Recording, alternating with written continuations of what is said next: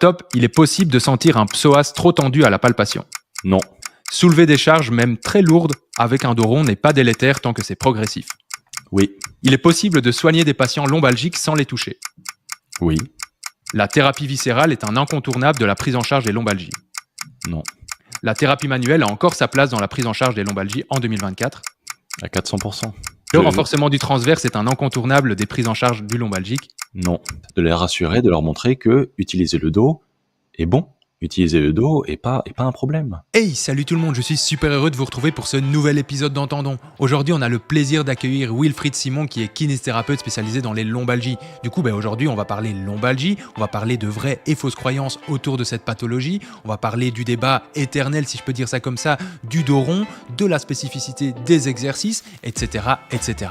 Ah, et avant que l'épisode commence, petit rappel sur ce qu'est Entendons. C'est simplement un podcast que tu vas pouvoir retrouver sur différentes plateformes d'écoute, Deezer, Apple Podcasts, Spotify, même YouTube en format vidéo, et qui a pour but au final de te partager des échanges entre experts et expertes dans leur domaine sur des sujets divers et variés gravitant autour de la kiné, mais pas que. Mais sur ce, ne perdons pas une minute et place à l'épisode. Let's go! Et salut Wilfried, écoute, merci beaucoup d'être avec nous aujourd'hui dans ce nouvel épisode d'Entendons, c'est vraiment un plaisir de t'accueillir. Mais voilà, avant qu'on commence ce podcast de façon plus approfondie, est-ce que tu pourrais nous en dire un petit peu plus sur toi ? Salut Augustin, moi c'est Wilfried, je suis kiné et ostéo et je travaille à Anvers, mais je viens de France actuellement et j'ai mon cabinet qui s'appelle Recovery Lab Antwerp et je travaille aussi à l'hôpital. Je mixe les deux pour plus de plaisir, bien évidemment. Je m'occupe que des problèmes liés à la colonne vertébrale, donc en gros de la tête jusqu'au coccyx. Évidemment, les membres sont impliqués s'il y a des irradiations, mais le reste ne m'intéresse pas du tout. Ne me parle pas de genoux, s'il te plaît. Merci. T'inquiète, on va pas parler de genoux aujourd'hui. Et on peut aussi te retrouver sur Insta de Spine Physio, c'est ça ? Tout à fait. Sur Instagram. Spine Physio, c'est un compte qui est très interactif, avec des très bonnes informations pour aider les thérapeutes à devenir de meilleurs thérapeutes. Incroyable. Écoute, ça rejoint totalement la mission de Full Physio. Donc, c'est pour ça aussi qu'on est vraiment content de t'avoir aujourd'hui. Et de toute façon, on mettra le lien vers ton compte dans la description. Comme ça, les gens pourront y accéder facilement.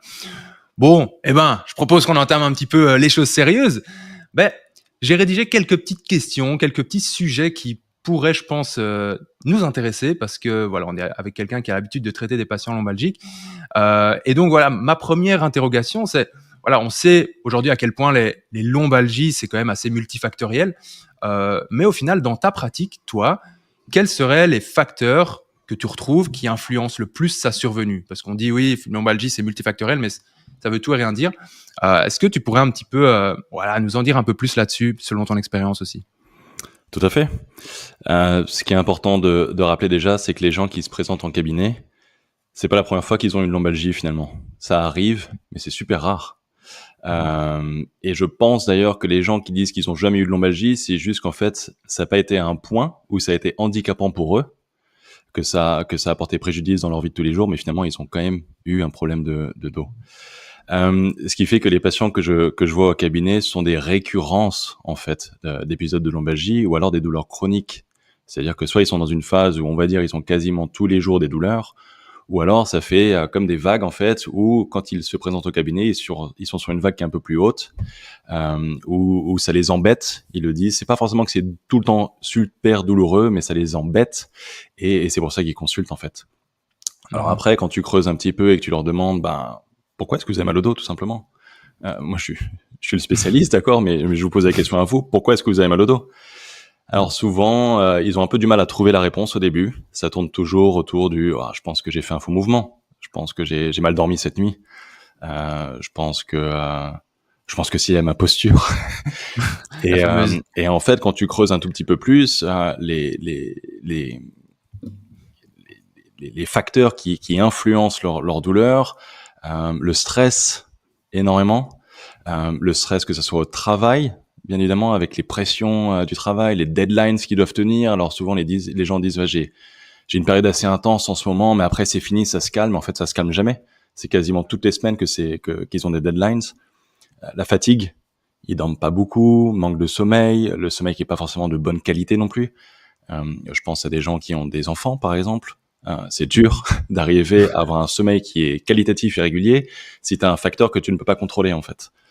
La période de l'année aussi, là on est en hiver, ça a un impact sur les gens. T'es à Bruxelles, je suis à Anvers, il a fait un temps de merde pendant 3-4 mois, je pense que ça a eu un impact sur le moral des gens, sur leur énergie, et cette énergie, ça se retrouve dans ton corps, en fait. Si t'as pas une bonne énergie, t'es plus fatigué, t'es plus enclin à être plus sensible, en fait, et si t'es plus sensible, tu vas percevoir beaucoup plus des choses que t'as peut-être déjà, mais qui étaient pas problématiques auparavant, en fait. Donc c'est ça, c'est plutôt le stress, la fatigue, et puis d'autres facteurs un peu plus contextuels qui gravitent autour de ça. Ouais, ok. Ouais, donc il y a vraiment encore, et je pense que tu le confirmes par ce que tu viens de dire, cette influence énorme et sous-estimée des facteurs psychosociaux, etc. Ça peut sembler bateau quand on le dit comme ça, parce que j'ai l'impression qu'effectivement, on le lit partout, mais j'ai pas l'impression qu'on le prenne toujours assez en compte dans la pratique et qu'on revient souvent à des modèles un peu biomécaniques, bon, de moins en moins, et c'est ça qui est, je pense, quand même positif dans l'histoire. Mais effectivement, et c'est intéressant, je pense, de demander, comme tu dis, aux patients pourquoi vous avez mal, parce que j'ai l'impression, tu me dis si je me trompe, mais que ça permet d'ouvrir le champ sur tous les drapeaux jaunes qu'il pourrait y avoir, tout ce qu'il a pu entendre, toutes les croyances que les autres intervenants de santé ont pu peut-être lui mettre en tête, qui parfois sont pas totalement justes. Parfois ça l'est, mais parfois pas. Donc ouais, ok, donc vraiment cette influence de ces facteurs-là, quoi. Et puis tu vois d'ailleurs dans les douleurs persistantes ou chroniques, il y a le stress bien sûr, mais en fait on est sur un autre registre de problèmes chez le patient où en fait, comme tu as parlé, les croyances sur la douleur qui sont énormément présentes chez les douleurs chroniques. Évidemment, si tu vois un patient au bout qu'il a déjà mal depuis 2-3 ans et plus ses affinités, il a déjà passé des examens complémentaires, il a eu une explication de ses analyses, de ses examens complémentaires comme des radios, une IRM et tout ça. Et ça aussi sont des choses qui impactent énormément la perception du dos du patient. Et puis, tu as les thérapeutes précédents qui ont vu le patient.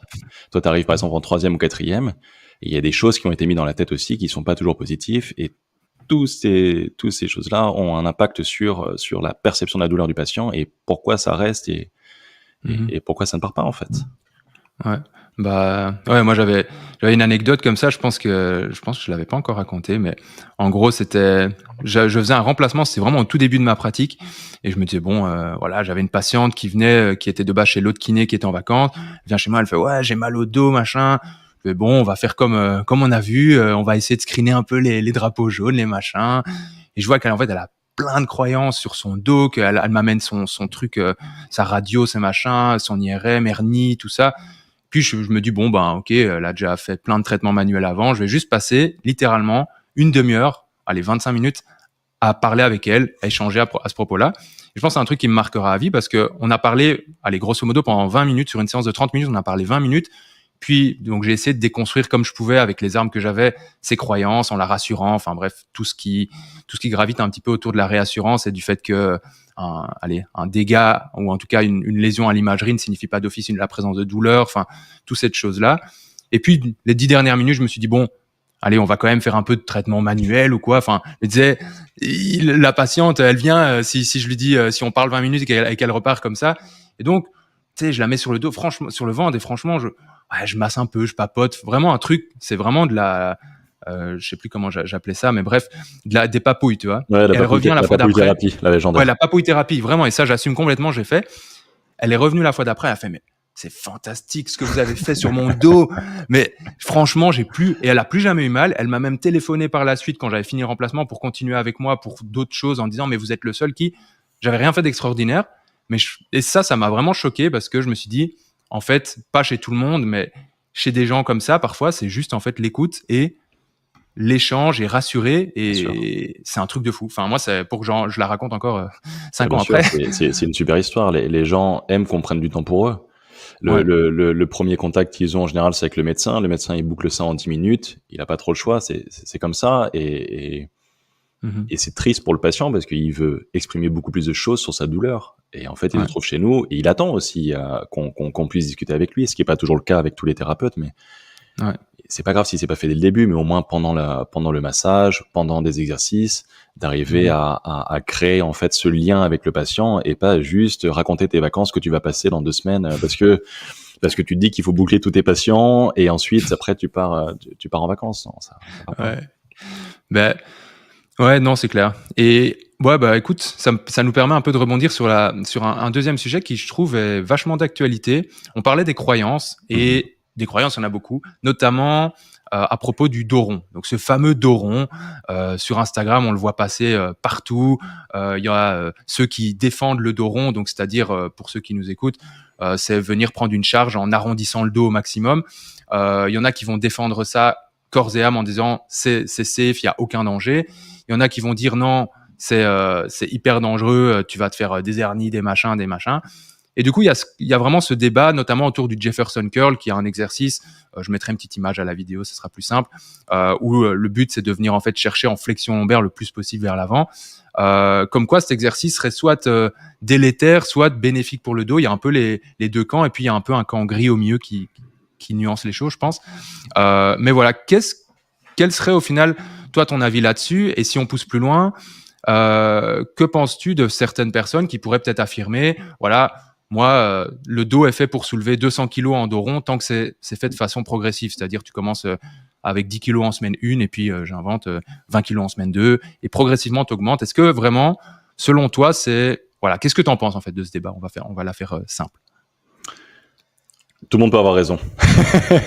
Tout simplement déjà. Tout le monde peut Ouais. avoir raison. Il y en a qui peuvent défendre ça à fond la caisse, ils ont raison. Il y en a qui pourraient être contre ça, ils auront raison en fait. Ça dépend de beaucoup de facteurs. Là, tu l'as dit à la fin, de façon progressive, au fur et à mesure. Pourquoi est-ce que ça serait un problème? Le corps est capable de Mhm. s'adapter à une contrainte qu'il reçoit. Il n'y a aucun problème. Si tu pars d'une personne qui est saine, qui n'a pas de douleur, je vois aucune contre-indication.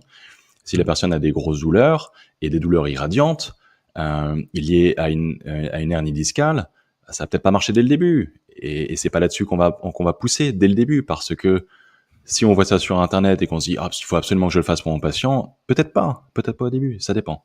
Il faut savoir quel est le but de l'exercice. Il faut savoir qui le fait. Est-ce que tu as quelqu'un qui a déjà pratiqué ce mouvement-là? Est-ce que c'est quelqu'un qui est habitué à faire du sport, oui ou non? Dans quelle mesure est-ce qu'il fait du sport aussi? Est-ce qu'il s'est tout le temps habitué à avoir un dos le plus possible droit? De le faire passer du jour au lendemain sur un dos rond, ça va pas passer non plus. Qu'est-ce que tu veux atteindre avec ça aussi? Est-ce que le but c'est d'atteindre une performance olympienne, ou est-ce que c'est juste de désensibiliser le dos par exemple, ou de renforcer le dos? Il y a tellement de paramètres différents qu'il faut tenir en compte, et c'est pour ça que ce n'est pas forcément adapté pour tout le monde. Pour certains oui, pour certains non. C'est à voir. Ce qui est important de savoir, c'est, comme j'ai dit, il y a l'histoire des contraintes du dos, et il y a la loi de Wolff qui est connue pour ça, où si tu mets en contrainte une structure, la localisation de la structure va réagir par rapport à ça. C'est pour ça que, par exemple, quelqu'un qui est habitué à faire un deadlift avec un dos droit, il va adapter ses structures discales par rapport à son dos droit. Si tu le fais passer en Jeff Curl très rapidement, son disque ne sera pas adapté non plus. Il faut avoir une période de transition. Même s'il est capable de soulever 200 kilos en deadlift, tu peux pas le faire passer 200 kilos en Jeff Curl en 2 secondes. Ça passera pas. Peut-être que ça passera d'ailleurs, mais Sur un malentendu. Oui, c'est ça. On sait pas si ça passera ou ça passera pas, mais dans le sens qu'il faut y aller de façon progressive pour réduire un maximum les risques de blessure. Tu parles de flexion maximale en Jefferson Curl.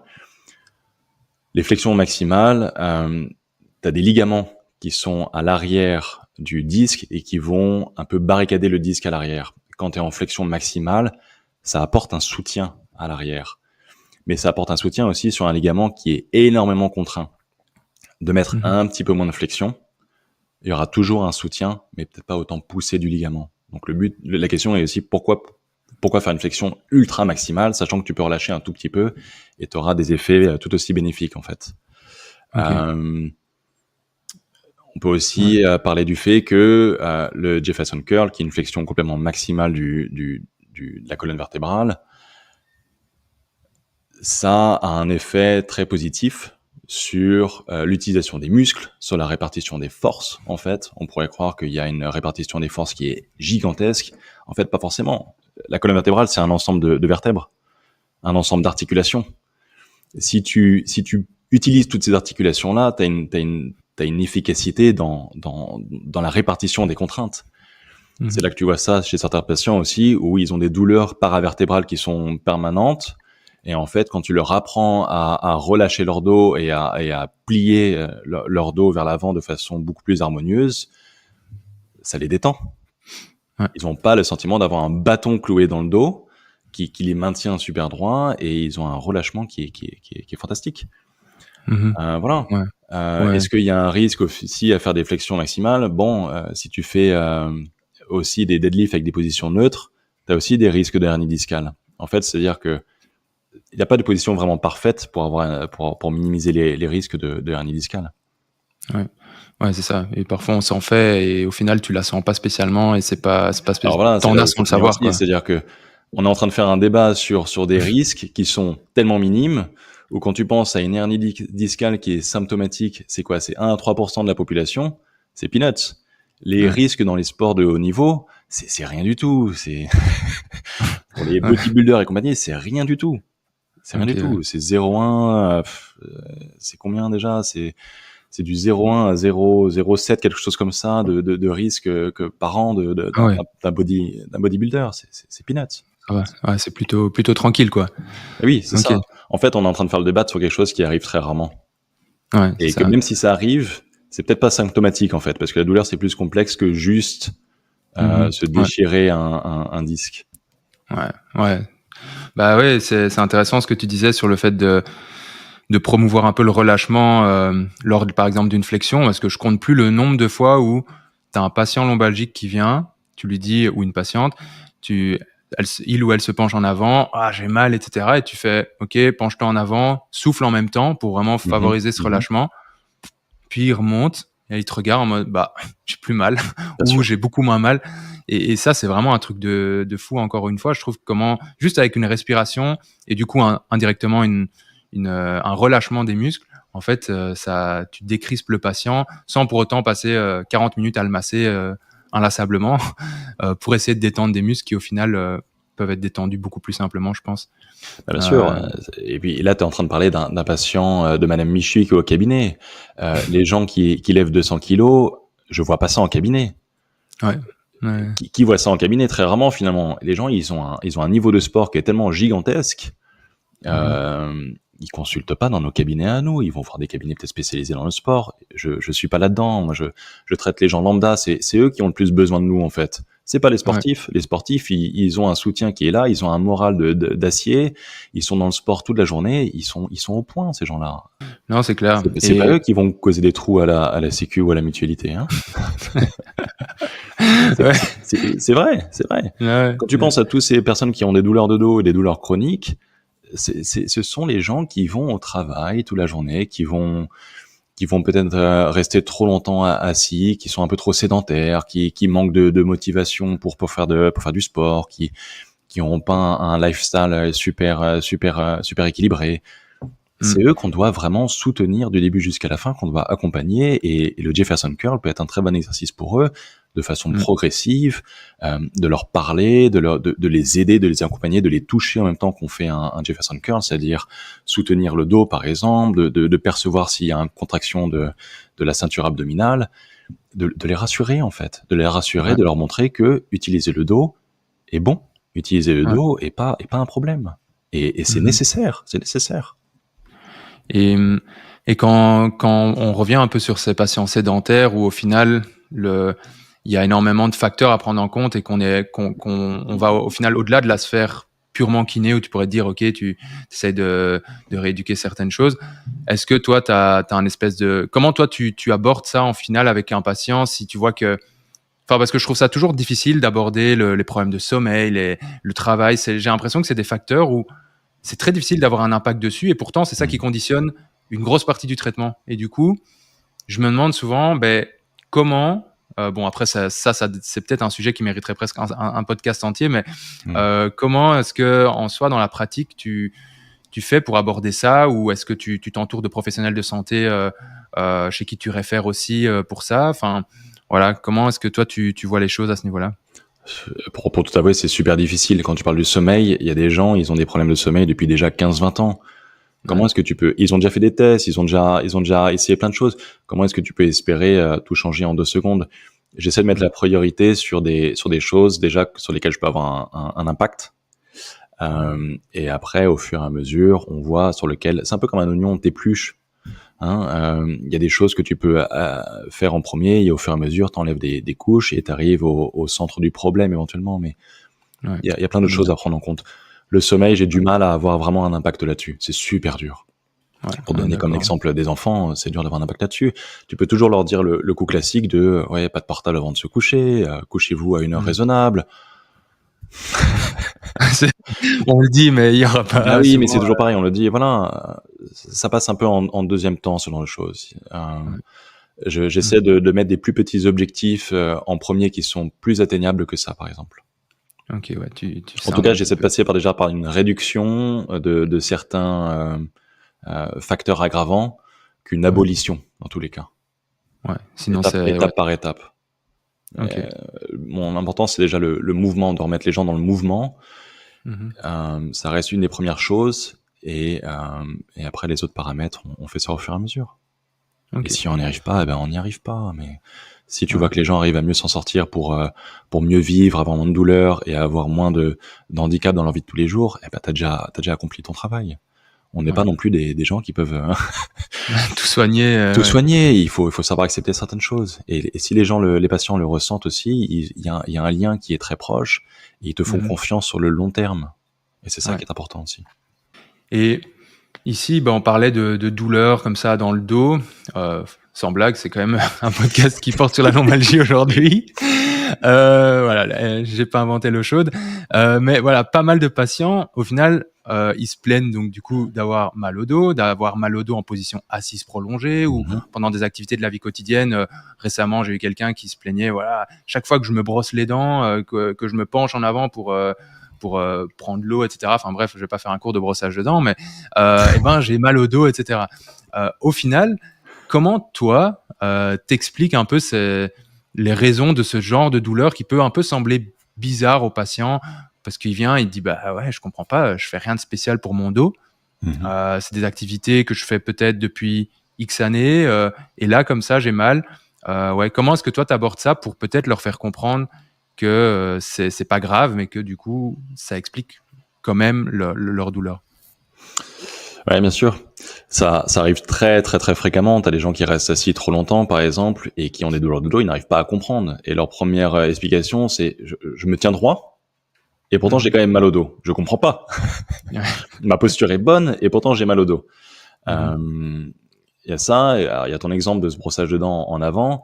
Là, on est sur un exemple concret d'adaptation. Il faut essayer d'adapter la façon dont se brosser les dents. Alors, pas se brosser les dents directement, mais est-ce qu'il faudrait peut-être moins se pencher en avant? Est-ce qu'il faut avoir un peu plus de soutien avec le lavabo au niveau du bas-ventre, par exemple? Donc là, le but, c'est d'arriver à trouver une façon au patient d'adapter un problème, d'adapter une position, un mouvement qui fait mal pour que ça soit plus confortable et le mettre dans une sphère de moins de handicap qui soit moins handicapé, excuse-moi, il y a des mots anglais qui viennent en tête, mais disability. Incapacité. Incapacité, merci. Incapacité. Qui soit moins incapable de faire des choses et plus capable, tout simplement. Ce que j'aime bien expliquer aux gens, c'est que des positions qui sont maintenues pendant un certain temps, c'est un peu comme un steak haché. J'adore cette métaphore de steak haché, ça marche pas pour les végétariens, malheureusement. Et quand un steak de tofu? C'est pas du tout pareil. Pourquoi? Parce que l'histoire du steak, tu prends plusieurs morceaux de steak en face de toi, t'as un steak qui est tartare, saignant, à point, bien cuit, Ça donne j'ai faim. Ça dépend à quelle heure vont écouter le podcast, les gens, en fait. Ouais, c'est vrai. Si c'est le matin, ça risque peut-être pas de faire saliver beaucoup de monde, mais vers 18h, il y a moyen. C'est ça. Du coup, le steak haché. Le steak haché. Tu compares les différents steaks hachés qui sont en face de toi. T'as la hauteur du steak, T'as la tendresse du steak, t'as la couleur du steak aussi qui est plutôt au rouge avec un peu de sang qui va couler, ou un truc qui est un peu carbonisé, semelle de chaussures. Et ben, je leur explique que voilà, leur muscle, c'est pareil. Il y a besoin qu'il y ait du mouvement, il y a besoin de faire circuler le sang pour avoir un beau steak dans le dos, par exemple. Si Ok. tu apportes du sang, tu as un steak qui est plus épais, qui est plus moelleux et qui sera plus agréable à Mhm. manger et en odeur et tout ça. Et en fait, cette métaphore de steak elle passe très bien en Ok. général. Ah bah écoute, je la retiens, mais en plus, ouais, ça donne un petit côté culinaire à la consultation, pourquoi pas, hein? C'est ça, c'est ça. C'est- Si Ok. tu, si tu bouges pas suffisamment, t'as moins de circulation sanguine et c'est pour ça que on bouge automatiquement finalement. Si on Ouais. bouge automatiquement sans y penser, ça va. Mais si les gens sont occupés à quelque chose, leur Mhm. attention à la douleur n'est pas autant présente. Ouais. Et s'il n'y a Ouais. pas cette attention qui est là parce qu'ils sont occupés à faire un dossier sur l'ordinateur pendant 2 heures, et ben en fait tu irrites certaines zones qui sont déjà peut-être plus sensibles que d'autres et ça Mhm. va augmenter les douleurs. Ouais. Alors neurophysiologiquement, tu as une acidité qui se passe au niveau local et qui va irriter les nocicepteurs et le message peut être amplifié aussi parce qu'il y a le stress, parce qu'il y a la fatigue et on revient sur Mhm. les facteurs qu'on a parlé au tout début en fait. Ok. Ouais, bah en gros, on en revient un peu à toujours ce discours de favoriser le mouvement, même de façon par microcycle, plusieurs fois dans la journée. Euh, et au final, c'est souvent ça qui manque, quoi. C'est le fait Et de pas exactement, assez bouger. exactement. Exactement, Ouais. on revient un peu sur la sédentarité au bout du compte. Le manque de Ouais. mouvement est assez délétère. Et Mhm. j'aime bien leur donner cette autre comparaison avec la soif. Quand t'as soif, en général, c'est déjà trop tard. Il faut Ouais. boire avant que tu aies cette sensation de soif. Donc je leur dis, bah, bougez le plus possible avant que vous ayez des symptômes qui sont dans le dos pour prévenir en fait cette irritation au niveau du dos. Ok. Ils arrivent Donc plutôt à bien comprendre ce genre de métaphore. on retient steak haché et verre d'eau. Boire et Et manger. hydratation. Ouais, L'hydratation, ouais, bien boire et évidemment. manger. Boire et manger. Ok, ben, et donc ici, ben, voilà, ça nous permet aussi de continuer un petit peu dans notre cheminement. On lit de plus en plus au final, sur les réseaux ou dans la littérature, cette spécificité des exercices. Donc ici, on parlait des exercices, le Jefferson Curl juste avant. On lit au final que de temps en temps, certaines revues disent qu'il n'y a pas besoin d'être spécialement spécifique pour avoir un effet avec le patient lombalgique, que l'exercice général permet de soulager tout autant. Et dans d'autres revues, on peut dire que, par exemple, les exercices de contrôle moteur sont légèrement supérieurs. Enfin bref, on voit un petit peu de tout. Quelle est, toi, ta position par rapport à ça au niveau de la spécificité? C'est dur à dire, spécificité de l'exercice. Pas facile, hein. Ouais, si je le dis 5 fois, je pense que je bégaye. Voilà. Essaie pour C'est voir. spécificité, spécificité, spécificité, spécificité, spécificité. Bien Tu vois, joué, bien joué, bien joué. voilà. Ça J'ai va. pas eu de cours de diction pourtant, mais du coup voilà. À propos de cette spécificité, quelle est ta position sur ça? Voilà. Qu'est-ce que toi tu en penses? Est-ce qu'il faut vraiment être spécifique avec un exercice pour être efficace? Et si oui, comment? Whoop, sorry, je m'incruste en plein milieu du podcast, mais promis, ça va pas être très long. C'est simplement pour te rappeler que si tu désires toujours rester à jour à propos des nouvelles connaissances en kinésithérapie, mais également, pourquoi pas, acquérir de nouvelles compétences également, eh bien, va faire un tour sur fullphysio.com. En fait, c'est très simple. Sur Full Physio, eh bien, c'est plus de 1000 ressources qui vont t'aider dans ta pratique quotidienne de kiné. Ça passe par un logiciel de prescription d'exercices pour tes patients, des modules EBP, des masterclass donnés par les plus grands experts et expertes dans leur domaine respectif de la kiné, mais également des échelles, des scores et même des vidéos de strapping. Bon, je t'avais promis que ce serait pas très long, donc je vais m'arrêter là et je vais surtout te laisser profiter de la suite de l'épisode. Encore 1000 merci pour ton soutien. Ciao, ciao. Sur certains facteurs, il faut être spécifique, mais pas forcément dans le sens qu'on veut obtenir en fait. Ce que je fais avec un patient, j'essaie de dresser un profil. Comment est-ce que je base ce profil-là? Alors il y a trois grands papiers qui me guident là-dessus. T'as le papier de O'Sullivan en 2018 sur la CFT, La, qui est, la qui est thérapie cognitivo-comportementale, c'est ça? C'est bonne question en CFT. fait. Je pourrais pas te dire en français. Ouais, c'est Oui, Cognitive thérapie Functional Therapy. cognitivo-fonctionnelle. Ouais. Ouais. Ah, ok. Comme ça, les gens qui Fonctionnelle, nous écoutent. pas comportementale, fonctionnelle. Ah, Je crois que ok, la fonctionnel. comportementale, ça serait dans ce cas-là la CBT avant. Ah oui, ok, oui. Ah oui, Behavioral. behavior. Ouais, ok. Celle-là, il y a aussi un papier de Tousignan La Flamme en Mhm. 2017. Et puis j'aime bien aussi le papier de Anina Schmidt sur les entrapment neuropathies, Ok. où en fait ils ont aussi repris à chaque fois ce profil multidimensionnel du patient, où tu as différents facteurs. Je l'ai un petit peu adapté à ma sauce. Chez certains patients, je le dissèque peut-être un petit peu plus, ça dépend, mais tu as Mhm. différents facteurs, en fait, tu as différentes grandes catégories pour lesquelles ça va influencer la douleur et l'incapacité du patient. Par Ok. rapport à ces catégories-là, il va falloir mettre plus d'accent sur ta thérapie. C'est-à-dire que Mhm. si tu as les facteurs neurologiques qui sont trop importants, il va falloir apporter de l'attention à ces facteurs neurologiques par des techniques qui sont peut-être plus spécifiques là-dedans. Si tu as des facteurs qui sont plus nociceptifs, je peux donner un exemple concret. Un patient qui se penche en avant, aggravation des symptômes. Un Mhm. patient qui se penche en arrière, amélioration des symptômes. On est sur du très concret là-dessus. Et ben voilà, ça te guide dans ta thérapie en fait. Et c'est pas parce que ça va être que efficace, mais c'est aussi parce que ça va donner du sens au patient en fait. Mhm. Tu as des facteurs de lifestyle. C'est vague. Tu peux mettre les comorbidités à l'intérieur, tu peux mettre l'alcool, le tabagisme, le sommeil, tu vois, comme on en parlait tout à l'heure, la nutrition aussi, l'activité physique. Dans quelle mesure est-ce que tu as une action là-dessus? Tu peux en avoir sur certaines choses, oui, sur d'autres un peu moins, mais ça va Mhm. prendre en compte en fait. Ça prend en compte sur la façon dont tu vas donner un exercice. Mhm. C'est-à-dire que si l'exercice, tu peux donner tout et n'importe quoi, parce que finalement tout et n'importe quoi marche, on verrait que les résultats seraient différents.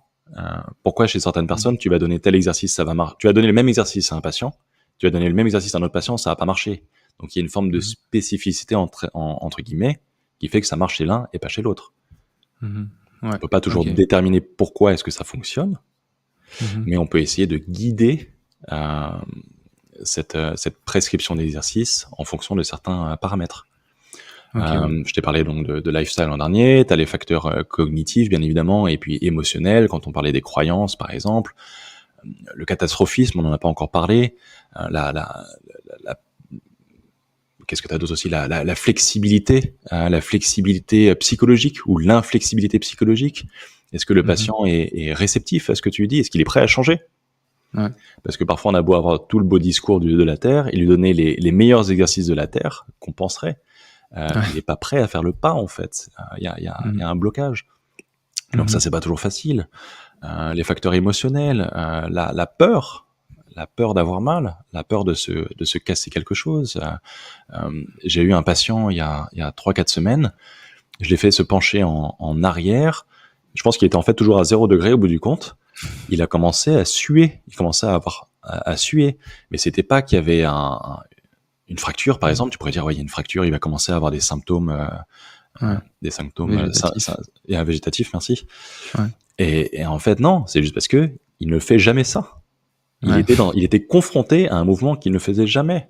Et ben là, il y a une spécificité. Je faut Mhm. absolument que je lui donne cet exercice de pencher le dos en arrière, à voir comment est-ce que je vais lui proposer ça, mais il faut qu'il soit confronté à ça. Donc oui, il y a une forme de spécificité en quelque sorte.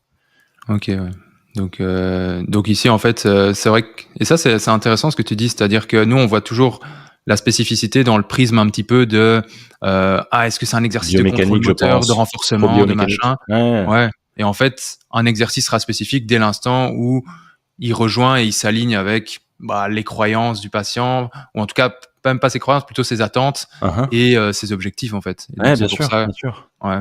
Donc, bien mais ça, je sûr. pense, c'est un point hyper important parce que ça, les études ne le, et parce que je pense qu'ils l'abordent pas sous cet angle-là parce que dans une étude, tu sais pas vraiment l'aborder comme ça parce que c'est des échantillons, c'est des machins.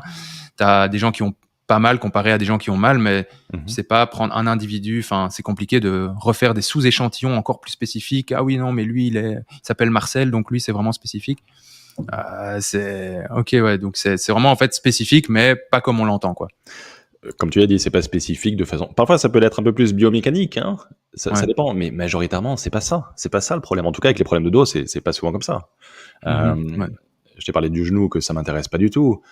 De ce que je peux connaître vaguement, t'es plus spécialisé là-dessus, mais pour un genou après une opération de croisée, il faut quand même mettre le paquet sur la force du quadriceps.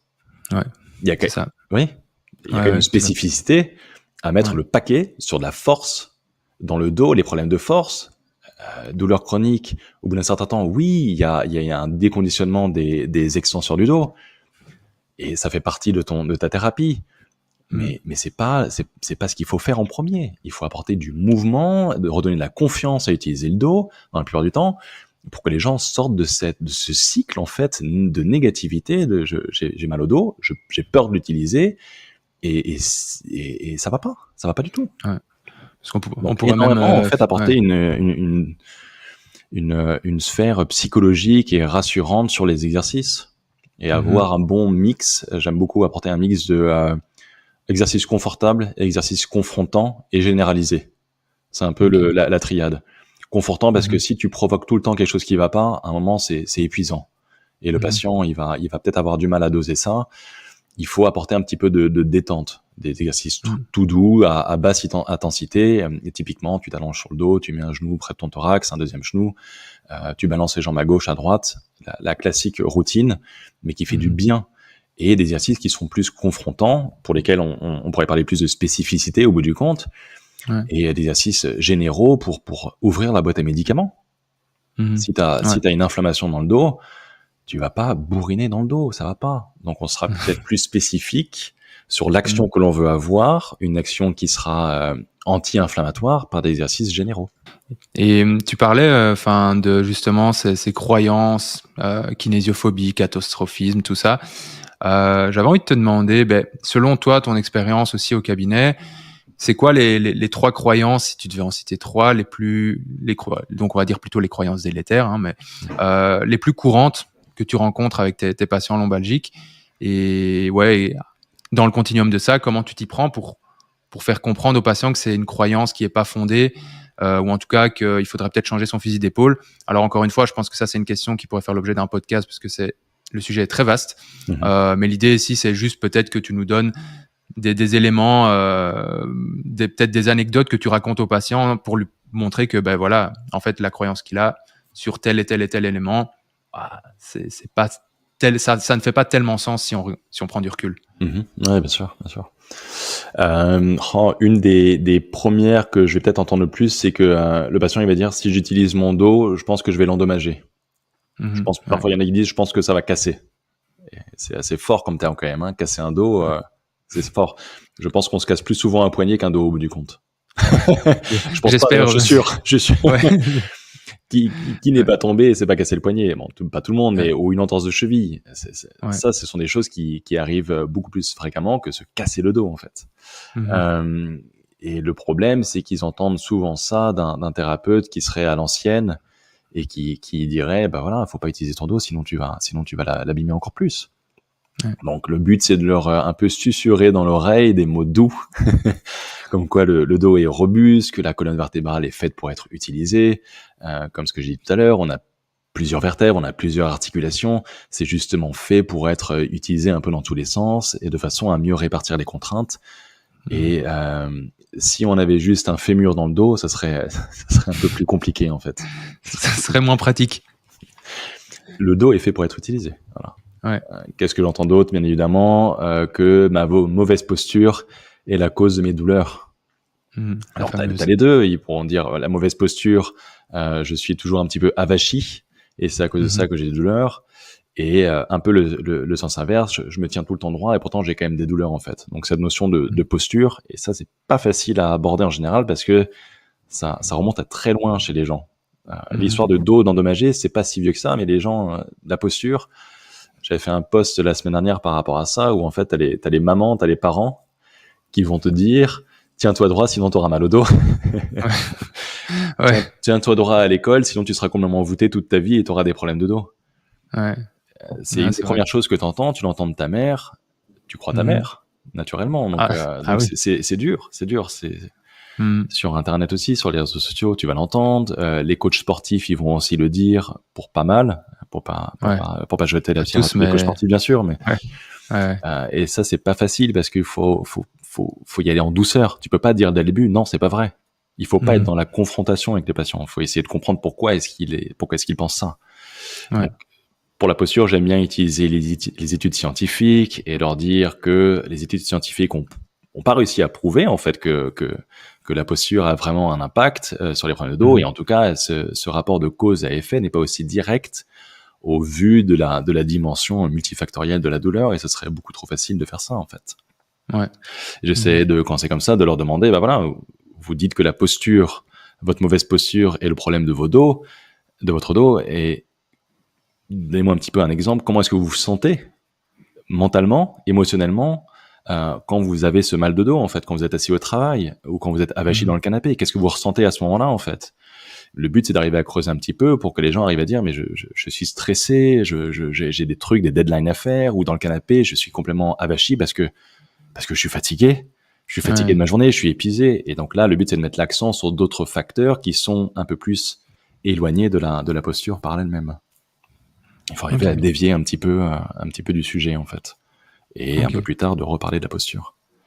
Et puis, le dernier, le légendaire, la ceinture abdominale est trop faible, donc le core, mon corps est trop faible.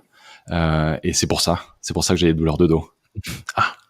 Alors là, j'attaque un petit peu plus direct. En général, je demande, mais ça a été testé? Vous l'avez testé, la force?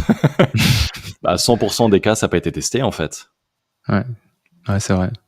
Ouais, ou alors ils vont dire, mais j'ai fait un test de gainage avec mon ancien kiné ou mon ancien machin, mais ça n'a aucune valeur. Genre vous avez vu un chiffre? Vous avez une référence par rapport à d'autres personnes? Est-ce que vous savez dans quelle catégorie vous êtes? Et après, je demande, mais quand est-ce que vous avez besoin d'utiliser toute la force? Est-ce que ça arrive dans votre journée? Si vous avez mal en restant assis longtemps, est-ce que vous avez besoin d'avoir de la force? Si vous vous penchez juste en avant pour ramasser une cuillère par terre, est-ce que vous avez besoin d'avoir de la force? Et ils arrivent à faire un switch dans leur tête de non, en fait, non, j'ai pas besoin. Et donc après, on essaie de les confronter avec des exercices, et j'essaie de leur faire comprendre que là c'est contracté et ce n'est pas nécessaire. Et c'est là où le fait de poser la main sur le ventre, d'accompagner sur un Jefferson curl par exemple, ou sur un squat ou un deadlift. J'utilise les termes comme ça parce que ce sont les termes sportifs, mais c'est juste le fait de se pencher en avant. T'arrives à les confronter par rapport à ça et leur faire prendre conscience que c'est pas nécessaire en fait. Et ils perçoivent les bénéfices de relâcher la ceinture abdominale. Ok.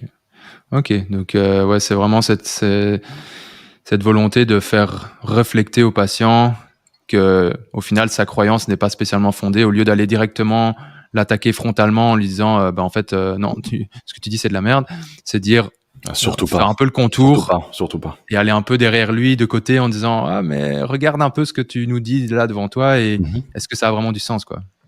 Exactement. Mais surtout pas confronter dès le début. Parfois ça m'arrive aussi, je pense que ça arrive à tout le monde, que tu sais, t'as une perception d'un patient, et il y a certains patients où tu sens qu'il faut vraiment y aller fortement avec des pincettes. Et il y a d'autres que tu perçois qui sont beaucoup plus ouverts à réceptionner certaines choses de façon peut-être un peu plus directe. L'expérience peut peut-être y jouer aussi. Je pense que ça, c'est quelque chose qui se sent. Et comme tu dis, c'est quand tu as vu 100 patients de tel... C'est ça, je fais que ça aussi. Je fais que ça. Donc, j'espère que je suis peut-être un peu plus fort là-dedans tout de même.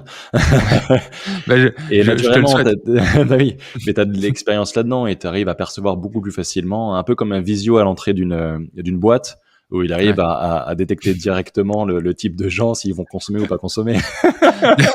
Il regarde juste dans tes pupilles, il te dit, toi mon vieux, toi tu rentres pas. Qui n'a pas déjà une idée d'un patient avant qu'il rentre dans ton cabinet, en fait? Si tu le vois dans la salle d'attente, la façon qu'il se tient, son regard, il y en a qui sont, tu le vois, ils sont épuisés, ils sont au bord du gouffre. Tu les vois même au téléphone. Au téléphone aussi, bien sûr. Tu sens la détresse des gens au téléphone. J'ai mal au dos depuis 2 jours, j'en peux plus, je peux plus bouger, j'ai mal de partout, tout ça. Ça m'est jamais arrivé. Il faut que je parte dans 3 jours à l'étranger, j'ai un séminaire. Je dis des conneries comme ça. Les gens, ils ont une pression de ouf pour absolument guérir. Et ça réaugmente leur douleur, leur intensité de douleur. Non, c'est clair. Et un truc qui peut, je pense, aussi augmenter ce sentiment d'urgence, parce que ça peut faire peur, c'est tout ce qui est parfois les douleurs nerveuses associées, les sciatalgies, etc. Du coup, moi, je me demandais aussi, c'est quelque chose qui peut nous effrayer. Parfois, on se dit, bon, ça ajoute une pierre au tableau qui est peut-être pas Jojo. Comment toi, tu abordes ça? et surtout, qu'est-ce qui, toi, est-ce que tu as des petits tips où ça donne des bons résultats au niveau de la prise en charge? Comment est-ce que tu abordes un peu ces patients qui ont des sciatalgies assez invalidantes? On parle de neurodynamique, donc le fait de, on va dire faire glisser les nerfs. Après, je sais que c'est un peu débattu, donc je vais pas trop m'avancer. Je suis moins connaisseur là-dedans. Mais voilà, quelle est toi ta vision là-dessus? Le diagnostic est important, déjà. Ouais. Il y a pas mal de personnes qui pensent qu'ils ont une sciatalgie, une vraie sciatalgie, mais en fait, c'est pas le cas. Ce sont des douleurs qui sont référées. Donc, le diagnostic est super important. C'est très minime au bout du compte, les sciatalgies. Il faut arriver à savoir si tu as un problème de perte de fonction du nerf, donc une radiculopathie ou une neuropathie. Il faut savoir si tu as une augmentation de la fonction du nerf, comme des douleurs radiculaires bien évidemment, ou une mécanosensibilité, ça en fait partie. Tu peux aussi avoir des cas d'ischémie transitoire, c'est-à-dire que des gens vont avoir des symptômes dans certaines positions et en fait ça va disparaître dans d'autres positions. Tout ce diagnostic est super important pour arriver à apporter finalement le traitement qui sera le plus optimal pour ce patient-là, avec bien évidemment de prendre en compte les autres facteurs qui vont influencer sur la douleur. Je veux dire, c'est qu'il faut pas se focaliser que sur le neurologique, mais il y a d'autres facteurs qui vont influencer ça, bien évidemment. Donc le diagnostic est super important. J'essaie de reprendre cette approche multidimensionnelle, ce profil multidimensionnel comme je t'en ai parlé avant. Ouais. Et par rapport à ça, j'apporte le traitement qui sera le plus adapté pour ce patient. Donc s'il y a une mécanosensibilité, c'est-à-dire des tests de tension du nerf qui sont positifs et des tests de palpation du nerf, eh bien, dans ces cas-là, oui, je vais faire des nerve glides. Okay, c'est un exemple concret. S'il y a une perte de force, il faut faire cramer les muscles. C'est pas toujours facile d'arriver à faire ça parce qu'il y a certains mouvements qui seront douloureux, mais il faut apporter du sang, de l'oxygène, il faut stimuler en fait la repousse nerveuse. Il faut arriver à trouver avec le patient des moyens de moins irriter le nerf. Donc les douleurs, les positions qui sont maintenues pendant un certain temps sont pas très souvent acceptées par le patient. Trop longtemps assis. La position allongée dans le lit, la nuit, ça peut souvent déclencher aussi des douleurs ectopiques, donc des décharges dans la jambe. Parfois, avoir un coussin peut aider. Ce sont des choses qui sont à discuter avec le patient de façon ouverte et de bien mettre en avant que c'est temporaire et que le but c'est d'arriver à s'en séparer au fur et à mesure, que le patient se retrouve pas avec un coussin entre les jambes toute sa vie en fait, parce qu'il a dit Wilfried m'a dit de mettre un coussin entre mes jambes. Ouais, c'est pas pratique sur le long cours quoi. Non, c'est ça. En fait, pour le nerf, l'approche sera pas forcément tellement différente de ce que j'ai pu te dire avant. Un bon mix de mobilisation douce, des mouvements un peu plus provocateurs. Il faut voir dans quelle mesure est-ce que les douleurs nerveuses sont provoquées, mais il y a le droit de provoquer le nerf. D'ailleurs, ça a été vu que finalement, tu pouvais provoquer beaucoup plus le nerf ou pas beaucoup, les résultats sont les mêmes. Okay. J'ai plus l'étude sous le nez. Éventuellement, je t'enverrai ça, mais voilà, c'est une question d'approche. Je me mets à la place du patient. J'ai pas envie que le patient ait des grosses douleurs de nerfs dans ses exercices. J'ai peut-être un peu trop de compassion là-dessus, mais j'ai pas envie. Donc j'ai plutôt une approche plus douce et un peu plus généralisée, c'est-à-dire que je veux le faire aussi bouger un maximum à distance du nerf. Pour ouvrir la boîte à médicaments encore une fois en fait. Et dans certains cas, on n'est pas assez fort et c'est la chirurgie qui va aider. Il faut savoir le reconnaître. Ouais, donc au final on en revient toujours à ça, le mouvement au final, bouger, trouver des stratégies de mouvement pour le patient. Des stratégies de mouvement bien évidemment. Pour l'amener à aller là où il veut aller quoi. Ok, et bah ici voilà, on parle beaucoup de triage, donc parce que le rôle du kiné, je pense, tend à changer depuis des années, et je pense qu'il va encore tendre à changer, si bien qu'au final, dans d'autres pays, le kiné est déjà en première intention. Ça dépend un peu où on se situe dans le monde. Ici, en tout cas, en Belgique, en tout cas sur Bruxelles, c'est pas le cas. Mais sans discussion, mais bon, bref. Voilà, au final, toi, face à ce rôle de triage qu'on va de plus en plus avoir en tant que kiné, quels seraient les facteurs ou en tout cas les signaux d'alerte qui te feraient ou qui doivent, selon toi, faire rediriger le patient tout simplement vers un médecin ou vers un professionnel plus compétent que nous pour ce domaine-là? Bien sûr. Au final, les gros red flags, enfin les gros drapeaux rouges, on peut le dire comme ça aussi. Parce qu'en plus, j'en profite tant que j'oublie pas, il me semble que tu as sorti aussi un e-book là-dessus. Bien joué, bien joué. J'avais mis d'en parler parce que je voulais vraiment en parler parce que je trouve que tu fais, ça c'est un peu à part, mais vraiment du super contenu, que ce soit sur les réseaux ou encore une fois, là j'ai pas eu l'occasion de lire ton e-book forcément parce que tu viens de le sortir. Il faudrait que je t'envoie une version en fait. Bah écoute, moi allez, ce sera un grand plaisir. Je fais ça après. Mais vraiment voilà, donc ça permet aussi de faire ta pub un petit peu, bah oui, parce que tu le mérites. Je pense que tu fais vraiment du bon boulot. Et donc, je pense que cette question, elle tombe à pic, alors que je l'avais rédigée avant que ton e-book sorte. Donc, tu vois, les étoiles se rencontrent. Mais voilà, déjà, est-ce que réponds dans l'ordre que tu veux, soit que tu parles-nous un peu des drapeaux rouges et tu peux lier ça avec aussi, nous parler un petit peu de ton e-book aussi, en quoi ça consiste. Voilà, libre à toi. Vas-y, dis-nous un petit peu. Bah, bien sûr, tu parles de drapeau rouge. Il faut savoir que quasiment tout le monde va avoir un drapeau rouge en arrivant. La question est, est-ce qu'il en a un? Est-ce qu'il en a plusieurs? Et est-ce que ces drapeaux rouges sont vraiment problématiques? Par exemple, l'âge est important à prendre en compte. Si tu as quelqu'un qui est jeune et qui se présente avec des douleurs au niveau du dos, ou si tu es quelqu'un qui est plus âgé, c'est-à-dire au-dessus de 50, 60 ans, c'est en quelque sorte déjà une forme de drapeau rouge. L'âge est un drapeau rouge. Des risques de fractures ostéoporotiques, vertébrales par exemple. Bah oui, si tu as plus de 50, 55 ans, ça fait partie de ça. Les risques de cancer et donc de métastases aussi. C'est plutôt à partir d'un certain âge aussi, parce qu'il y a plutôt des métastases qui sont au niveau de la colonne vertébrale que des premiers sites de cancer. Donc ça, c'est un drapeau rouge. Le but, en fait, c'est d'arriver à clusteriser. Je pourrais pas dire le mot français. Est-ce que c'est français finalement, clusteriser? Regrouper, ouais, les regrouper pour que ça ait plus de sens pris ensemble que séparément, quoi. C'est ça. On va quand même l'utiliser en anglais, c'est beaucoup plus beau. Ouais. Clusteriser, c'est pas mal quand même. Ouais. Le but, c'est d'arriver à clusteriser des différents symptômes pour arriver à une conclusion de peut-être que ce patient a un problème sérieux au niveau du dos. Oui ou non, et dans quelle mesure est-ce que c'est grave pour que je le réfère vers son généraliste ou vers les urgences ou vers un spécialiste. Donc c'est ça qui est important en fait. Donc l'âge est important. Au-dessus de 50 ans, on va être plutôt sur les fractures vertébrales et sur les cancers. En dessous de 50 ans, ça peut être les syndromes de la queue de cheval. Et puis t'as un autre facteur, une autre maladie sérieuse de la colonne vertébrale, ça serait la spondylarthrite ankylosante, c'est ça? Ouais, c'est ça. Axial spondylarthrite, qui se situe entre 20 et 30 ans. Donc en fait, t'as un problème rhumatismal, t'as un problème qui est plutôt traumatique pour les fractures, t'as un problème cancéreux, pardon.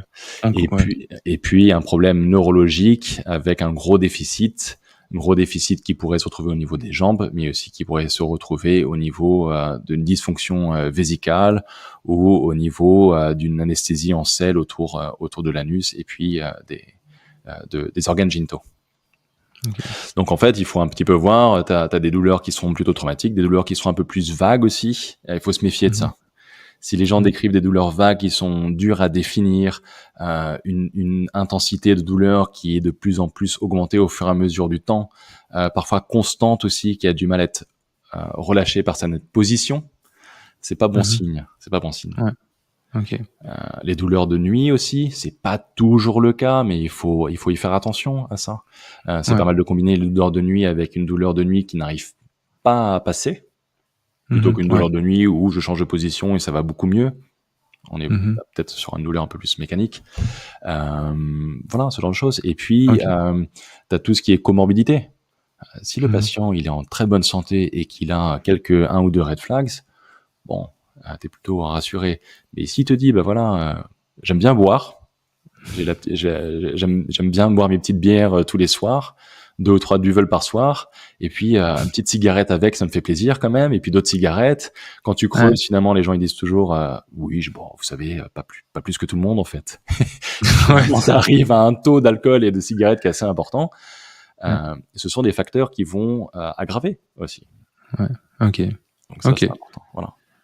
J'espère ok, que j'ai bien répondu à toi. Et donc, c'est parfait. ce sont les choses que je parle dans mon e-book, avec plus détaillé encore les risques, les facteurs de risque, les symptômes, les signes, les questions que tu as posées de façon plus précise, Ok. des cas cliniques aussi pour aider au mieux le kiné à déceler et à référer si besoin en Mhm. première intention, ou même parfois le médecin il peut envoyer un patient, mais c'est pas toujours bon, hein, c'est pas toujours bon. Ouais, ouais, c'est ça. Donc, Puis t'as les problèmes artériels aussi, mais ça c'est en dehors de ouais. vraiment la colonne vertébrale, on va dire. Et ça, ton e-book, on peut le retrouver en allant sur ton Instagram, Sur la sur The page Spine Physio, c'est Instagram, ça? dans la bio, c'est facilement accessible, bien évidemment. Magnifique. Il nous facilite la tâche en plus. Et au final, si tu devais citer 3 personnes ou 3 formations, 3 ressources, ça peut être des livres, des formations, etc., qui t'ont vraiment marqué ou qui ont en tout cas changé ta pratique.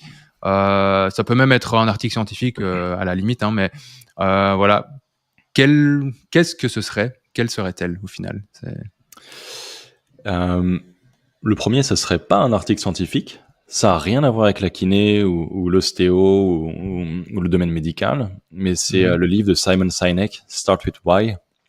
Je sais pas Ok. si tu l'as lu. Je crois que t'aimes bien Non. les livres de développement personnel, non? Ouais, j'aime T'avais beaucoup, posté ça mais je pourtant. l'ai pas lu. Ah, c'est vrai.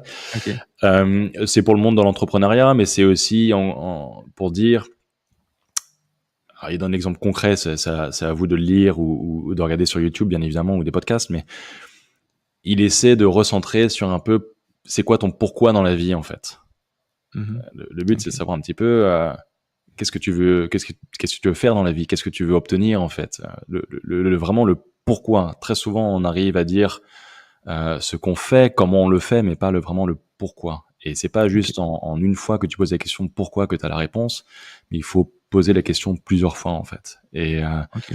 Et tu vois, les problèmes de dos, ils sont tellement limitants et handicapants pour certaines personnes que moi, mon pourquoi que je veux leur apporter, c'est de s'autogérer, en fait. C'est d'arriver à les rendre indépendants le plus possible. Je veux pas avoir les gens dans mon cabinet. C'est con, mais Mhm. le Ouais. moins que je vois les gens, le mieux que c'est.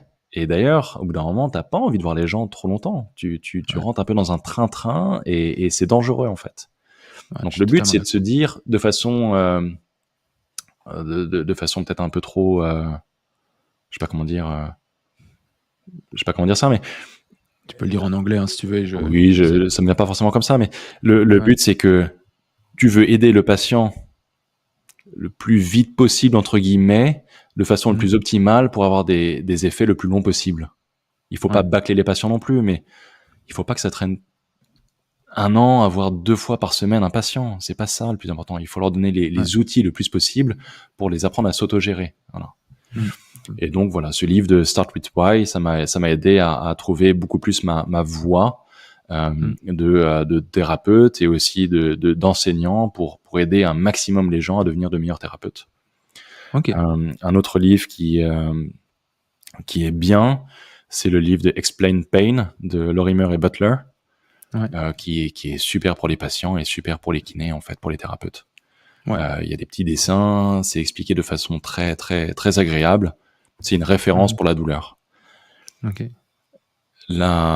L'étude de CFT de Sullivan de 2018, c'est une mine d'or. Mhm. Cette étude est incroyable. Il y a vraiment tout ce qu'il Ok. faut. Il explique aussi comment travailler avec les patients. C'est super, c'est super. Ok. Bah, je mettrai le lien parce que je l'ai dans mes petits papiers, celui-là. Donc, je mettrai le lien Surtout quand on de voit l'article. les promesses de la CFT, Mhm. comme le Restore Trial de l'année dernière, qui est très prometteur. Mhm. Quand on sait l'impact des problèmes de dos sur la société, sur le coût que ça a, il Mhm. faut changer. Il faut changer notre façon Ouais. de travailler, il faut changer notre façon de parler aux patients et j'espère que ce podcast peut motiver certaines personnes en partie. Bah, j'en suis certain. Bah écoute, trop bien. Merci pour ces trois éléments. Je pense et je note le livre aussi, Start with Why, Ouais, trop gros, ça va, ça va. Regarde, écoute un podcast dans ce cas-là, t'en as pour moins de temps. ouais. J'avoue que en vrai, je préfère écouter les livres que les lire si je peux. Ça permet quand je vais courir ou quoi, je mets mon podcast ou le livre audio et je trouve ça plus sympa. Mais après, Ça a commencé avec son TED Talk. Il avait fait un TED Talk il y a peut-être ok. 15 ans déjà et c'est à écouter en fait. Ok. Eh ben écoute, ici, je propose qu'on finisse ce petit podcast. Ça fait 1 heure tout pile qu'on est ensemble. Ça veut dire qu'on va faire en tout cet épisode. Il durera à mon avis 1h02 parce que il y a un dernier petit jeu que j'aimerais te proposer. Ici, j'ai écrit simplement 6 questions que, on le rappelle, tu n'as pas eu à l'avance ni rien. Donc c'est vraiment du tac au tac. Le but, c'est que je te pose la question et tu dois répondre presque directement si tu sais, oui ou non, ou d'accord, pas d'accord, avec, on va quand même être sympa, une possibilité de quand même dire, si je te dis le ciel est bleu et qu'en fait il pleut, bah, tu peux dire Le ciel est ouais, toujours bleu à l'arrière. voilà, c'est ça, tu vois, genre ou le ciel. Ok, oui, t'as raison. D'habitude, le ciel est bleu, mais il est un peu gris aujourd'hui, tu vois. Mais voilà. Donc si ça te va, je te pose ça va du coup nous prendre à mon avis 30 secondes. Ça va être assez rapide et alors après on peut éventuellement discuter aussi des réponses. 3, 2, 1, top. Il est possible de sentir un psoas trop tendu à la palpation. Non. Soulever des charges même très lourdes avec un dos rond n'est pas délétère tant que c'est progressif. Oui. Que c'est pas Il est délétère, hein. possible. Ouais. Il est possible de soigner des patients lombalgiques sans les toucher. Oui. La thérapie viscérale est un incontournable de la prise en charge des lombalgies. Non. La thérapie manuelle a encore sa place dans la prise en charge des lombalgies en 2024. À 400%. Ouais. Et Le renforcement, ouais. Le renforcement du transverse est un incontournable des prises en charge du lombalgique. Non. Ok, parfait. Bah, écoute, voilà. Pas plus de questions pour l'instant. Ça semblait même assez simple. Ouais, je vais rebondir juste sur la thérapie manuelle. C'est super Dis-moi. important comme sujet, très rapidement. Ouais. Oui, ça a sa place, ça aura toujours sa place. Juste la petite distinction, c'est qu'en France, le diplôme, c'est masseur kinésithérapeute. Je pense pas que ça a changé depuis le temps, mais c'est pas pour rien. Ça veut pas dire qu'on va masser, mais c'est déjà, il y a un contact avec les gens et les mains peuvent être utilisées pour donner un feedback aux patients et c'est rassurant, c'est agréable. Le toucher fait partie de notre métier. On peut ne pas l'utiliser, mais pourquoi pas s'en séparer, en fait? Ouais, Pourquoi s'en priver, quoi. Ouais, pourquoi s'en priver? Non, je suis d'accord. Tant que c'est fait avec le bon discours qui suit derrière, avec C'est super large. Thérapie manuelle, ça veut tout dire et rien dire, en fait. Très souvent, on dit thérapie manuelle, c'est la manipulation, mais pas que. C'est juste toucher, en fait. Bah surtout que oui, là même personnellement j'ai fait 2 ans de spécialisation en thérapie manuelle. Bah au final en thérapie manuelle ça veut, comme tu dis, ça englobe en fait le fait de donner, enfin en tout cas dans le cursus que j'ai fait, de donner des exercices. L'actif fait partie du cursus de thérapie manuelle et ça ne concerne pas uniquement le fait de faire une manipulation ou de faire une mobilisation. Donc c'est vrai que en tout cas ici sur Bruxelles ou en Belgique, c'est la thérapie manuelle, on a tendance à attribuer ça que à la mobilisation et à l'aspect manuel, parce que c'est dans le titre. Mais au final, en tout cas, thérapie manuelle orthopédique, c'est tout un process de raisonnement clinique, etc., qui est bien plus large que juste « Ah tiens, t'as mal au dos, je te craque et basta, terminé. » quoi. Bien sûr. Donc, ok. Eh ben écoute, je pense qu'on a parlé comme il se doit. Bah ouais, c'était bien. Je te remercie vraiment. Je te remercie vraiment d'être venu ici sur Entendons. C'était vraiment un plaisir de t'entendre et de t'écouter. Je pense qu'il y a beaucoup de kinés qui vont apprendre des choses en nous écoutant ici et en t'écoutant surtout. Et donc voilà, vraiment merci. Merci beaucoup à toi, Augustin. C'était vraiment un chouette moment. Et puis donc voilà, pour ceux ou celles qui sont intéressés, n'hésitez pas à aller voir l'e-book de Wilfried qui sera disponible dans sa description d'Insta, je vais y arriver. Mais de toute façon, on mettra les liens. Ça Tout à fait. Je vais aussi sortir un e-learning beaucoup plus concret qui sera un peu une belle référence pour les physios, pour les ostéos aussi, pour tout ce qui concerne les lombalgies. Ok, bah écoute, donc allez suivre Wilfried, donc de Spine Physio sur Insta, si vous voulez pas manquer les prochaines sorties. Et ben écoute, je te souhaite une très belle journée. Merci à toi aussi, Augustin. Et au plaisir. Ça va? Ciao. Allez, ciao, ciao. Ah, et avant que tu partes, voilà un petit message simplement pour te remercier, pour vous remercier, parce qu'on espère quand même qu'il y aura plus qu'une personne qui va nous écouter. Mais voilà, pour votre soutien, parce que si vous êtes en train d'écouter ce petit message affectif, c'est que vous avez écouté le podcast en entier ou que vous avez été directement à la fin. Mais dans tous les cas, c'est que vous nous suivez, que vous aimez, j'espère, notre travail. Et donc voilà, ça va être un petit peu bateau, mais si on peut vous demander encore une chose, c'est simplement de nous mettre peut-être 5 étoiles sur Spotify ou en tout cas sur la plateforme sur laquelle tu nous écoutes, ou bien un like sur YouTube, tout ce que tu veux. En gros, juste nous montrer ton soutien et ton appréciation de notre travail au travers de ce que la plateforme te permet de faire, que ce soit aussi en partageant autour de toi pour faire connaître le podcast. Voilà, c'est vraiment des choses qui... Quand on est auditeur, on ne se rend pas compte. Moi, personnellement, j'écoutais des podcasts avant d'en créer et je ne me rendais pas compte quand ces messages arrivaient. Je me disais, bon, encore une fois, ils nous demandent. Mais en fait, voilà, vraiment, je peux le dire maintenant, c'est hyper important parce que, comme tu sais, tout fonctionne avec un algorithme aussi. Et voilà, la moindre petite goutte dans l'océan, que ce soit un like, un partage ou les deux, un commentaire, etc., la moindre goutte, ça peut vraiment créer, si je peux rester poétique, un océan de soutien pour nous. Donc voilà, c'était simplement un petit message pour te remercier de prime abord et aussi pour te demander si ça ne te dérange pas de noter ce podcast, si possible avec une bonne note et en tout cas des bonnes étoiles. Ça nous ferait vraiment plaisir.